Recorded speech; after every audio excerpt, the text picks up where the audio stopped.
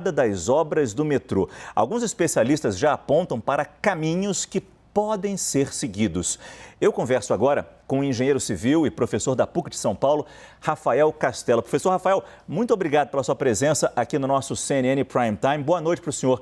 Por onde começa e quanto tempo leva uma investigação para apurar um desabamento dessa monta?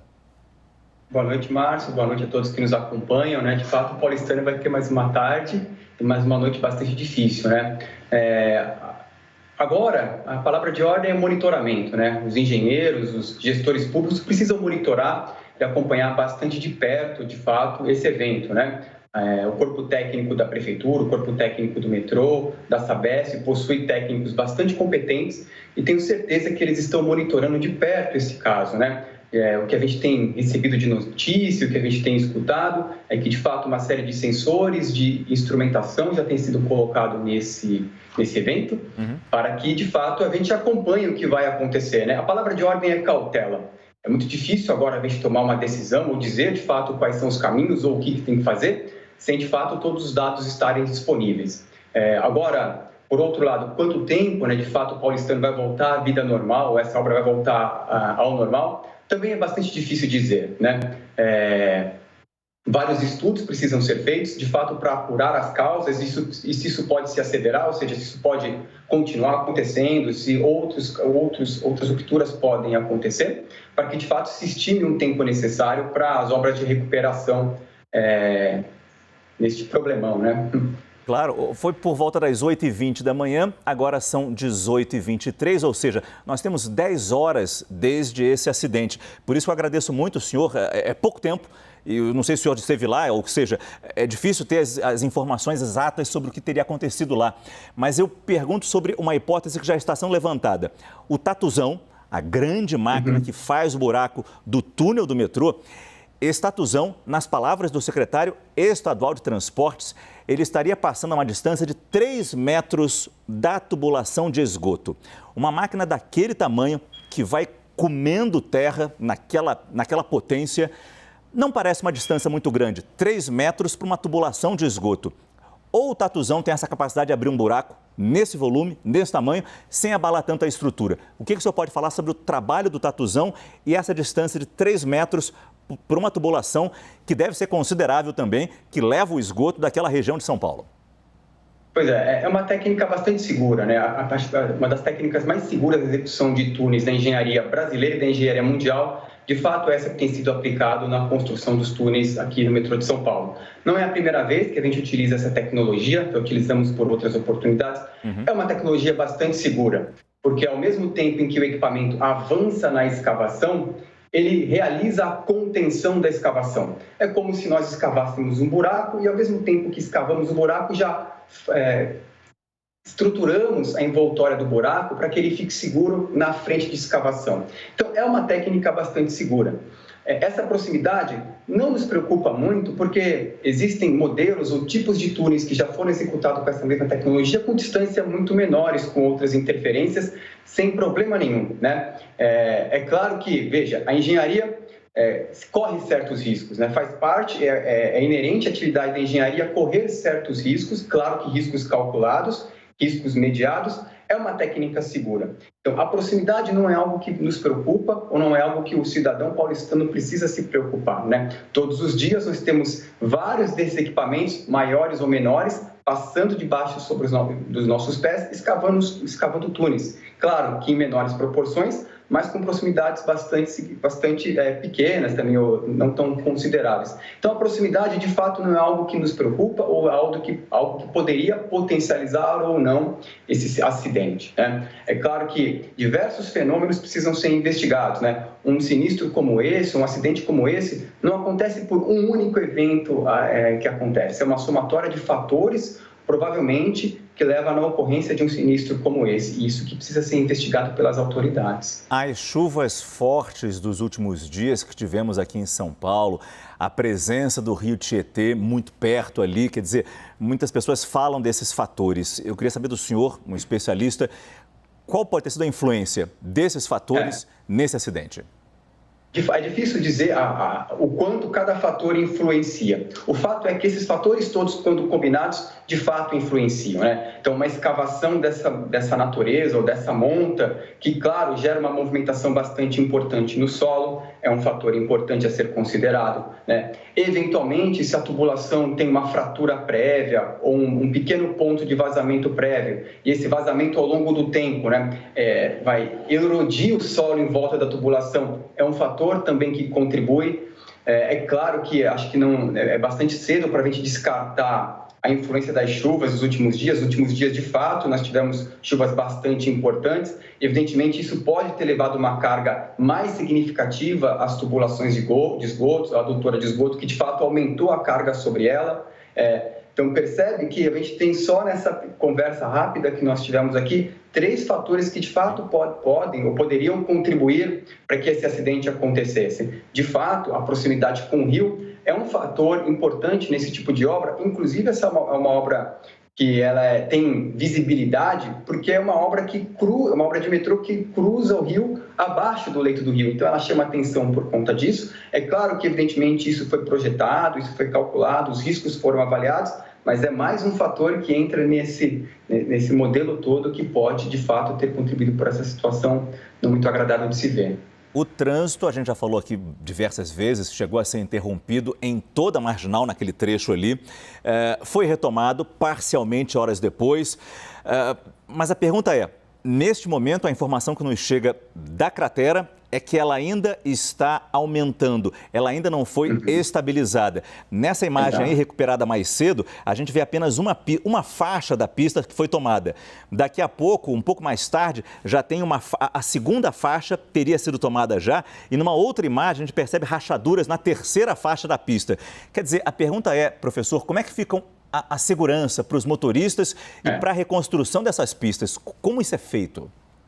Exato, né? É claro que a segurança das pessoas é o mais importante nesse momento a ser levado em consideração. De fato, ninguém toma decisão sozinho. Tenho certeza que o corpo técnico da prefeitura está sendo bastante responsável no sentido de avaliar, de fato, se há segurança ou não na abertura da marginal, né? Evidentemente que os técnicos estão monitorando, de fato, para manter a interdição, avançar ou recuar com a interdição em função, de fato, do desdobramento, da movimentação do solo que acontece, né?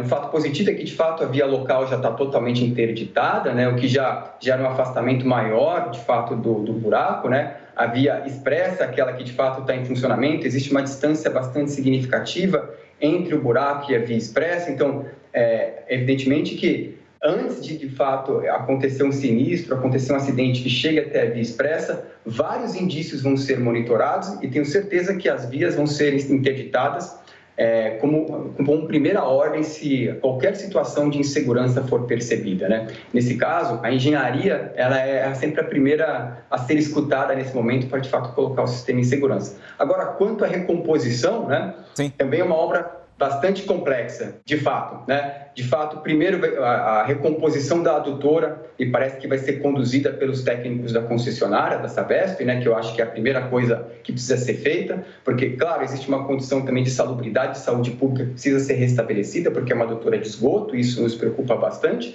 Essa é a primeira coisa que vai ser recomposta de imediato. Eu acho que os técnicos já têm discutido, pelas informações que nós tivemos até o momento, as técnicas de restauro. Então, a primeira coisa vai ser a recomposição da adutora, né? Evidentemente, depois a estabilização do solo e a recomposição do pavimento. É uma obra chata, uma obra complexa, que provavelmente ela vai durar uns 2 ou 3 meses para se estabilizar novamente.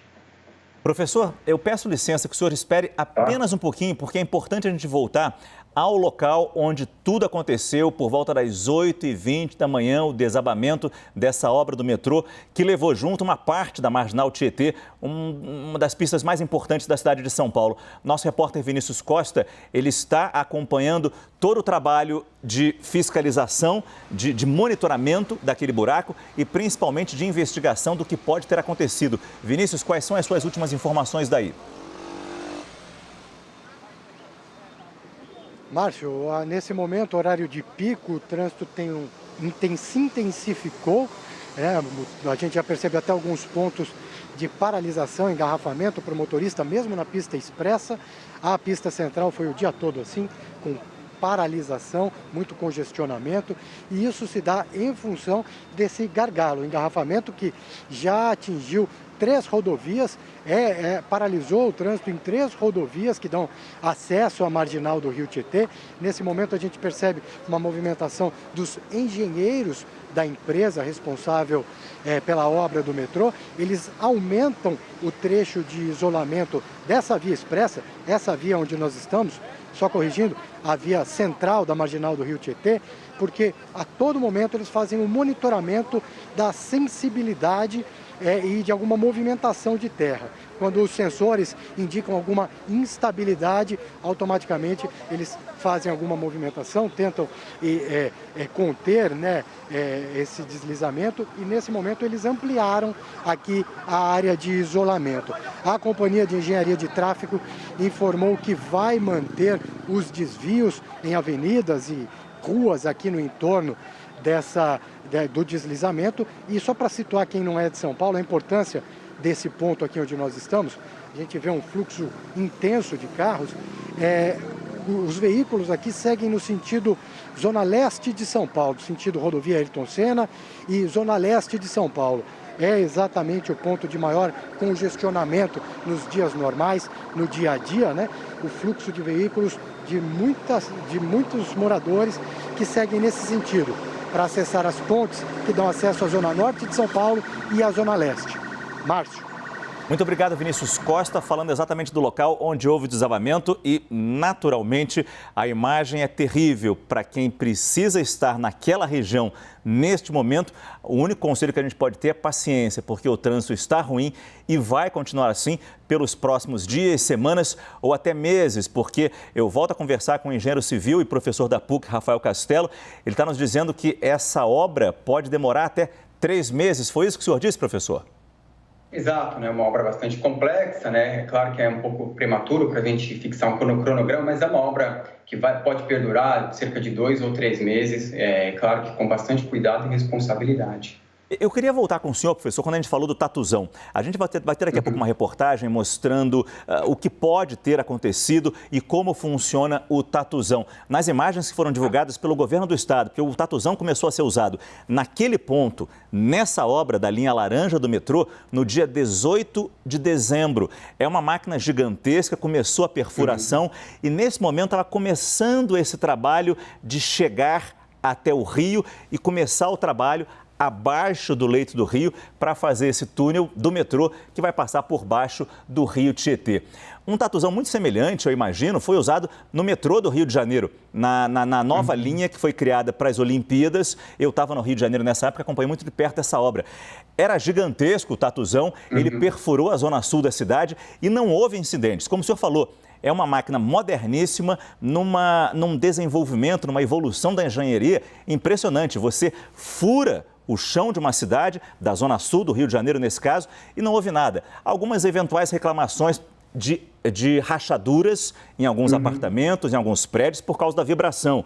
Na Barra da Tijuca, tem gente que fala, a obra era do outro lado do canal, do canal de Marapendi, que corta a Barra da Tijuca, era uma montanha rochosa e o tatuzão, quando perfurava a montanha para sair da zona sul até a zona oeste, na Barra da Tijuca, do outro lado do canal, sentia-se a vibração nos vidros, nos móveis, de tão intensa que é essa máquina.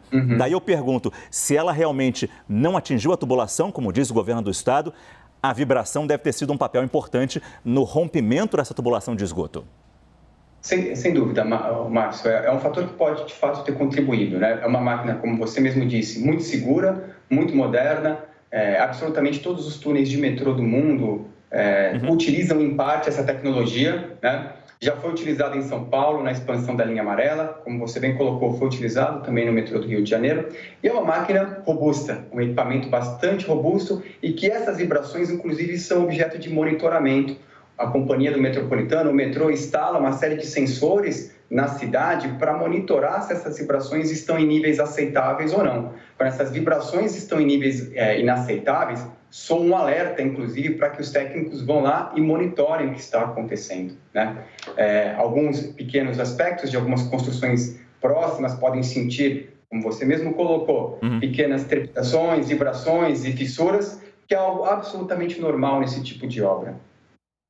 Falando de novo da pista e dos efeitos para a cidade, da paralisação da Marginal Tietê. Em 2018 foi a Marginal Pinheiros, naquele viaduto que acho que o Brasil inteiro acompanha também. O viaduto cedeu, um importante viaduto de ligação da Marginal Pinheiros com a Marginal Tietê. Ele cedeu cerca de 2 metros, foram meses para essa obra ser pronta. A gente consegue fazer um paralelo dos impactos dessa obra de 2018 no trânsito da cidade e essa agora na Marginal Tietê? Eu acho que agora é muito pior. São obras, sem dúvida, são impactos importantes, né? Ambos eles param uma das principais vias de circulação da cidade de São Paulo. A Marginal do Tietê corresponde a mais de 450 mil veículos dia. Qualquer interrupção na Marginal, a gente cria um caos na cidade. No viaduto da Marginal Pinheiros, eu acho que existe um fator que deixa o caso um pouco mais preocupante, porque ela era a única via, né? Então, os desvios naquela região eram bastante complexos. Nesta posição em que aconteceu esse evento de hoje, ainda a gente tem a via expressa permitindo que os carros passem e existem várias rotas de fuga. Claro que ambos geram um impacto bastante significativo na cidade, mas nesse caso específico existem mais rotas alternativas para o motorista paulistano, o que nos tranquiliza um pouquinho mais, né? Mas mesmo assim, a dinâmica do paulistano vai ser complicada nos próximos meses. Agora, professor, o senhor acha seguro, neste momento, a pista central ela está parcialmente aberta e a pista expressa está totalmente aberta? O senhor não falou, deixou muito claro isso, e claro que a gente confia na CET, a Companhia de Engenharia de Tráfego de São Paulo.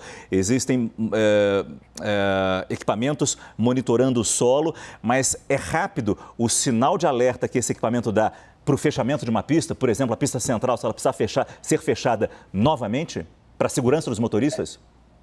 É bastante rápido. Os técnicos da CET têm bastante experiência em manobras desse tipo, de interrupção imediata do trânsito em uma determinada via e a condução para as vias de acesso.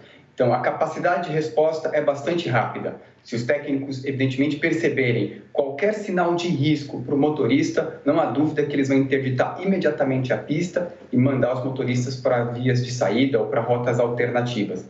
Então, nesse sentido, a população pode ficar bastante tranquila, porque os técnicos têm uma capacidade de resposta bastante rápida nesse tipo de situação.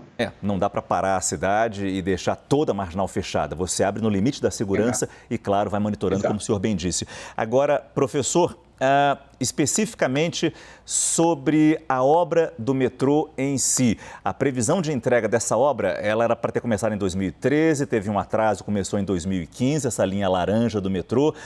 Houve atrasos ao longo da construção, agora a previsão de entrega é 2025. Eu pergunto para o senhor, com esse incidente, com esse problema, até a gente descobrir o que aconteceu, até reformar a pista, retomar os trabalhos, a gente consegue dizer se essa obra continua no seu prazo original, 2025?